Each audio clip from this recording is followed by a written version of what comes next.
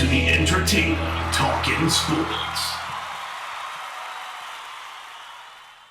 What is going on, football fans? Back at it with another New York Giants video. I'm going to try to have a couple of videos up for you guys today, but my first video is going to be on second-round draft prospects at the offensive tackle position. I was asked to do this last night on my Q&A, and I thought it was a good idea for a video, being that the New York Giants, at least it's a moderate possibility to not strong possibility that we could be taking Isaiah Simmons in the first round at number 4 overall, if, of course, he is there. And if Simmons is there, I think it would almost force the New York Giants to take a tackle in the second round. Yes, of course, we brought in Fleming in free agency, but Fleming's not a long-term answer. The guy's been a swing tackle his entire career. I don't expect him to be a long-term starter. He may start the season at the right tackle position, but much like Remmers, I don't think he's a long-term answer, and the same could be said for Gates. I would love to see Gates develop into that, but I would like a guy with a lot more upside at the right tackle spot that may be able to transfer to the left tackle when we move on from Nate Solder. And the Giants are in a prime position in this year's draft to potentially do that. But they are also in a position to draft Isaiah Simmons, which would definitely help the defense. In terms of the second round, I don't expect any of the top 4 tackle prospects to get there, being Mekhi Becton, Tristan Wirfs, Jedrick Wills, or Andrew Thomas.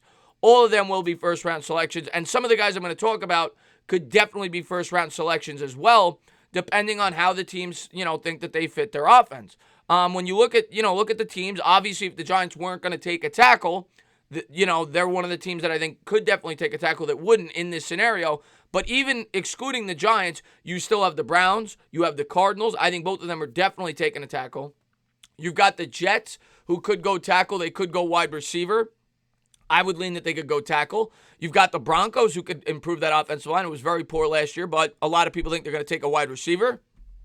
You've got the Vikings with 2 picks and a poor offensive line. You got the Titans, who lost Conklin.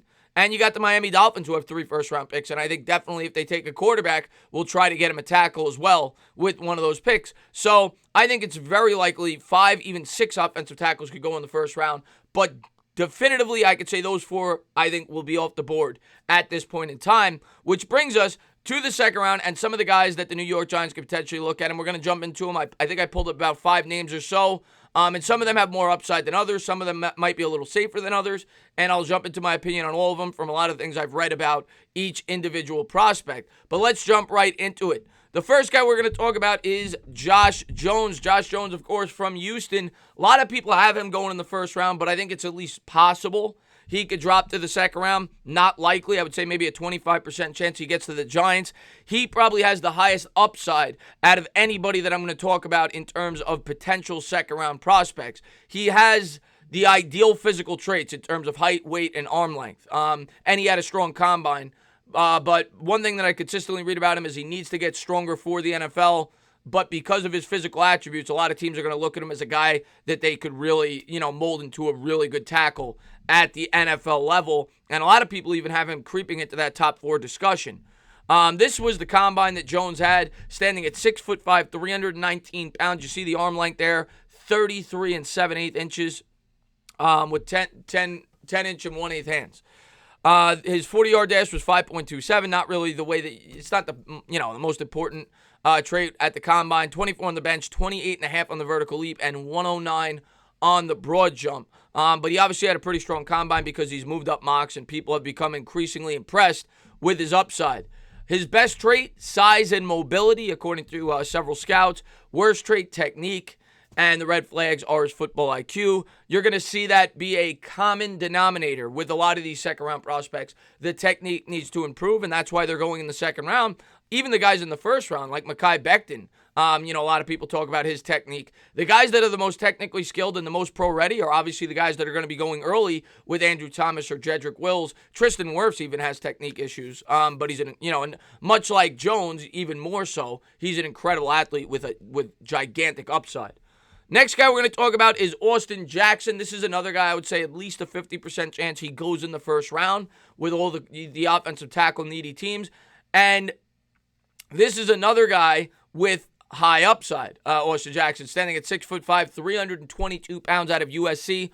One thing I consistently read about Jackson, needs to get tougher, needs to get meaner. But he does have a high upside, and people do think he could be a good tackle at the NFL level, but needs to work on some things. This was the combine that he had. He actually had a pretty impressive combine. running a 5.07 on the 40, 27 on the bench, 31 vert, 115 on the broad jump, and a 7.953 3-cone drill. A little bit below some of the top prospects, but still a pretty impressive combine nonetheless, especially for a man of his size. And then we're going to jump into the pros of his game. He has good overall athleticism for the position. He also displays ideal length for the perimeter in the run game. He comes off the ball hard. He does a good job holding the point of attack. He is good on combo blocks and easily climbs to the second level. When his technique is good, his hands are right, and his pad level is good.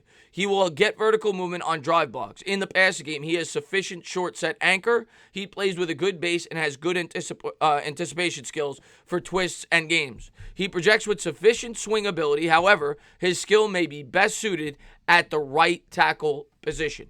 I didn't get into his cons, but those were his pros. The cons, like I said, people say he still could work on his technique, and he needs to get meaner. He needs to get tougher at the point of attack. But there you go. There's one scout that says that they think he's better suited as a tackle. And then his best trait, functional athleticism. Worst trait, technique. And like I said, that'll be a common denominator with all these guys.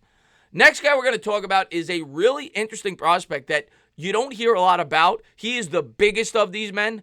Isaiah Wilson at Georgia. He's the other tackle there. Opposite, of course, Andrew Thomas, who might be the first tackle off the board in this year's draft.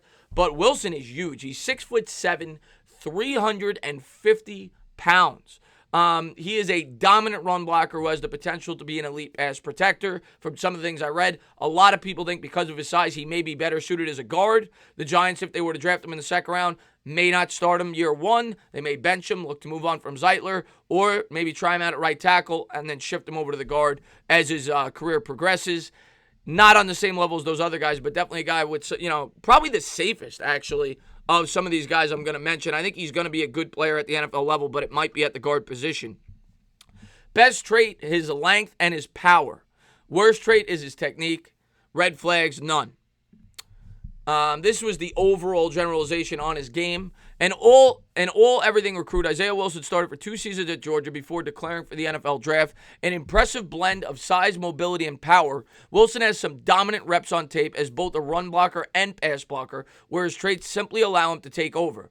With that said, honing in on the technical side of the game to maximize his rare physical gifts is critical for him to reach his ceiling at the next level. There are notable concerns with his hands and feet that need to improve, but nothing is unfixable, and his foundation over unteachable traits are appeal here. Wilson with an extremely high ceiling, but development is needed. He's a scheme versatile blocker that projects best to the right side. And I also read multiple other sites where a lot of people think he'd be better suited as a guard long term. But definitely a guy you want to keep an eye on. For his size at 350 pounds, 6'6", he ran a 5'3", 240, 26 on the bench, 29 on the vert, 110 on the broad, 8.26 on the 3-cone drill. Hometown, New York. So there you have it with him. I think it would be a bit of a reach for the Giants if they took him there at 36, but specifically because out of all these guys, he's probably the guy that's most likely to be a guard at his size, but he may be one of the safer options. Next guy we're going to take a good, hard, strong look at is a guy you hear a lot from Giants fans as a potential second-round prospect out of Boise State, that being Ezra Cleveland, standing at 6'6", 311 pounds. From what I read, and we're going to get into the notes, he's flexible, he's pretty athletic, but he needs to put on a lot more muscle mass, and there's questions if he does that, will it affect what his strength is? That being, take away from some of his flexibility, and seems to be a bit of a project. This is what he did at the combine. Really impressive 40 time. He ran a 4.93, 30 on the bench, 30 on the vert, 110 on the broad, 7.26 on the 3-cone drill. So you're getting an athlete here. 6'6", 311, 33 3/8 on the inches on the arms with 9-inch hands. So you're definitely getting an athlete, but like I said, everything I read about the guy needs to put on more muscle. Best trait, flexibility. Worst trait, fundamentals. And then in terms of the summary, Ezra Cleveland projects as a developmental offensive tackle prospect in the NFL. He's got the movement skills to eventually become a starter, but as is, he is currently too raw to offer consideration for early playing time. Cleveland needs to focus on gaining functional strength and improving his framing of blocks and ability to finish. Cleveland's movement skills offer promise, but the test will be whether or not he's able to maintain that mobility once he's stacked on extra muscle on his frame. So, to me, he sounds like a bit of a project, but maybe a guy they consider taking in the second round if they do like him and they think they get the most out of him with their coaching staff. And then finally, the last guy I'm going to go over is a guy who sustained an injury last year, Lucas Niang, I think that's how it's pronounced, out of TCU, standing at 6'6", 315 pounds. He may be the guy, probably other than Josh Jones, who might have the most upside of any player on this list. What you got to worry about with him, he's already had a hip injury. He's got injury concerns, but a guy that I could see the Giants potentially taking in the second round if they do go with Simmons in the first. Best trait, functional athleticism. Worst trait, pass sets. And then the overall breakdown, Lucas Niang is a high upside starter in the NFL. His mobility would make him a great fit in a zone-style system, and his length and range as a pass blocker make him an attractive option for teams with deeper passing concepts. There is some refinement needed in Niang's footwork, but he shows all the requisite physical skills to be a plus starter in the pros. Should find the field early to improve through first few seasons. Should be healthy for the 2020 season. So if I had to rank these guys in terms of guys that I think, have the highest ceiling, he would be near the top, along with Josh Jones, who I more than likely will not get to the second round. Austin Jackson as well. I think Wilson is safe, but he probably doesn't have the highest ceiling. The 350-pound tackle out of Georgia. Cleveland, to me, sounds like he could have a high ceiling if he could put on that extra muscle and still maintain his athleticism, but he seems like a project, as do most of these guys. I think if you want a guy that's not a project, you take the offensive tackle early. I think that the top four guys are definitely more advanced than any one of these players, but some of them may be diamonds in the rough. And if we go Simmons, I think the Giants will be taking a good, hard, strong look at each one of these players. The question is, which one do they prefer for their blocking scheme? As always, guys, if you like what you watch, please subscribe, drop a comment, maybe give me a little thumbs up. Cheers.